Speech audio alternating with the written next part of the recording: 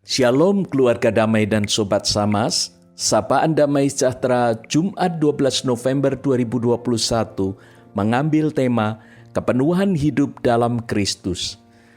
Mari memohon pimpinan Roh Kudus dalam doa. Bapa, kami ingin memahami dan mengalami kepenuhan hidup dalam Kristus. Tolonglah kami agar tidak terjebak oleh hal lain yang dapat menawan kami. Kiranya Roh Kudus menolong kami. Dalam nama Yesus Sang Teladan Kepenuhan Hidup, kami memohon. Amin. Sobat Samas dan keluarga damai, bacaan hari ini diambil dari Kolose 2 ayat 6-15. Saya akan membacakan ayat 6-10 dan ayat selanjutnya saya mengundang Bapak Ibu Saudara untuk membacakannya.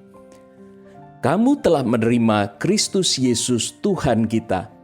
Karena itu hendaklah hidupmu tetap di dalam Dia. Hendaklah kamu berakar di dalam Dia dan dibangun di atas Dia. Hendaklah kamu bertambah teguh dalam iman yang telah diajarkan kepadamu. Dan hendaklah hatimu melimpah dengan syukur. Hati-hatilah, supaya jangan ada yang menawan kamu dengan filsafatnya yang kosong dan palsu, menurut ajaran turun-temurun dan roh-roh dunia, tetapi tidak menurut Kristus. Sebab dalam Dialah berdiam secara jasmania seluruh kepenuhan kealahan, dan kamu telah dipenuhi di dalam Dia. Dialah kepala semua pemerintah dan penguasa. Sobat Samas dan keluarga damai, saat itu jemaat Kolose sedang diperhadapkan pada pandangan gnostik yang mendukung dualisme roh dan materi. Mereka yakin bahwa materi pada dasarnya jahat dan roh itu baik. Karenanya Kristus yang dianggap manusia tidak dapat disatukan dengan Allah yang adalah roh. Kaum gnostik merasa memiliki pengetahuan yang lebih tinggi, bukan dari Alkitab, namun diperoleh melalui alam mistis lain yang lebih tinggi. Beberapa orang dari mereka bahkan memandang diri lebih dibandingkan dengan orang lain, karena pengetahuan mereka akan Allah lebih tinggi dan lebih dalam. Itulah sebabnya mereka tidak bisa menerima bahwa Yesus adalah Tuhan. Mereka menawarkan filsafat-filsafat kosong yang dianggap lebih tinggi dari Kristus. Dibandingkan dengan zaman ini, sebenarnya fenomena ini kembali muncul. Bahkan banyak hal yang ditawarkan seolah-olah lebih tinggi dari Kristus. Atau setidaknya mereka menganggap bahwa tidak cukup hanya dengan Kristus. Dan filsafat-filsafat itu disampaikan dengan begitu memukau. Dengan argumentasi-argumentasi yang masuk akal. Bagaimana jawab saudara jika ditanya? Apa dampaknya jika saudara menempatkan Kristus sebagai Tuhan? Apakah hubungan Anda dengan Kristus saat ini hanya sebatas status semata? Ada dua hal penting yang perlu kita perhatikan. Yang pertama adalah fakta bahwa kita telah menerima Kristus Yesus sebagai Tuhan. Dan yang kedua adalah konsekuensinya, yaitu kita harus terus hidup dalam Kristus. Mari kita melihat bagian pertama, yaitu fakta bahwa kita telah menerima Kristus. Di ayat yang ke-6 disebutkan, kamu telah menerima Kristus Yesus Tuhan kita. Sobat Samas dan keluarga damai, kata paralambano yang kemudian diterjemahkan dengan menerima. Kamu telah menerima Kristus Yesus Tuhan kita. Ini menunjukkan kepada kita satu fakta yang sudah terjadi dengan kita. Sebagai contoh kalau kita bandingkan ya, orang yang telah menikah maka dia harus memahami relasi yang seharusnya, mempelajari dan menerapkannya dengan pasangan. Fakta ini yang terjadi dengan jemaat di Kolose. Karena mereka telah menerima Yesus Sang Kristus sebagai Tuhan. Demikian pula dengan kita.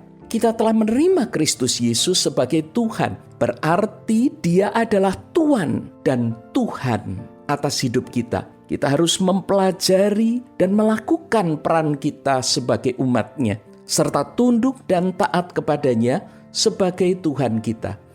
Kematiannya di kayu salib telah menggantikan kita. Kita dikuburkan bersama Kristus dalam baptisan dan dibangkitkan juga oleh kepercayaan kepada kuasa Allah yang telah membangkitkan Kristus dari antara orang mati. Sehingga kita yang mati karena dosa diampuni dari seluruh pelanggaran dan dibebaskan dari semua dakwaan. Dari sini kita memahami bahwa di dalam Kristus berdiam seluruh kepenuhan Allah. Sehingga melalui karya salib Kristus, penebusan Allah telah terjadi atas kita. Hal yang kedua yaitu konsekuensinya, bahwa kita harus terus hidup dalam Kristus. Ayat 6b mengatakan, hendaklah hidupmu tetap di dalam Dia. Atau terjemahan bahasa Indonesia sehari-hari, hendaklah kalian hidup bersatu dengan Dia. Kata di dalam Dia, ini terjemahan dari kata peripatete. Kalau diterjemahkan langsung adalah berjalan dalam Dia. Hidup di dalam Dia, bersatu dengan Dia, menunjukkan bahwa hubungan kita dengan Kristus seperti orang yang berjalan bersama dengan Kristus. Maka hubungan kita dengan Kristus bukan sekedar status. Ada konsekuensi saat kita menerima Kristus sebagai Tuhan, yaitu hidup kita harus tetap di dalam Kristus. Kita tidak bisa memisahkan diri. Di ayat yang ke-7, hidup dalam Kristus ini dijabarkan dengan 3 kata, yaitu berakar, dibangun, dan diteguhkan. Kata berakar dalam dunia pertanian ya, ini kalau kita perhatikan menunjukkan bahwa kita ini hanya dapat menghidupi firman jika kita ini berakar kepada Kristus. Pemahaman kita akan kehendak Allah makin mendalam. Dasar pengetahuan kita bukan hanya manusiawi dan duniawi semata. Dengan demikian, kepenuhan Allah dalam Kristus akan berdampak bagi hidup kita. Bagaimana kita bisa memahami itu, apalagi memerankannya? Ketika kita tidak berakar di dalam firman, kita tidak menghidupi firman. Yang kedua adalah dibangun. Dibangun ini dalam dunia konstruksi bangunan menunjukkan bahwa sesuatu yang dibangun, sesuatu yang tadinya tidak ada, lalu disusun sedemikian rupa, maka harus ada konstruksi yang baik. Itu harus benar, sehingga bangunan itu tidak mudah rubuh. Jika kita dibangun di atas dasar fondasi Kristus, maka bentuk bangunan dan arah hidup kita itu didasarkan kepada Kristus. Dan bangunan yang berada di atasnya itu harus sesuai dengan pola dan teladan yang nyata, yaitu teladan Kristus. Sehingga kita tidak mengalami ambigu atau kebingungan. Yang ketiga adalah diteguhkan. Secara hukum, peneguhan itu menjadi sesuatu yang penting karena akan menguatkan. Tanpa peneguhan Kristus, kita tidak akan mampu menghadapi hantaman badai kehidupan yang keras.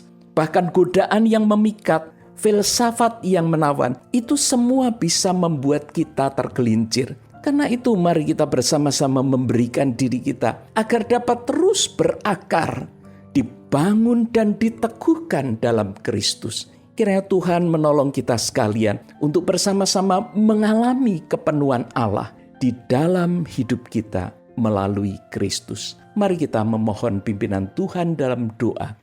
Ya Allah, kami menaklukkan diri di bawah pimpinan Kristus, agar segala kepenuhan Allah dalam dirinya dapat melingkupi hidup kami.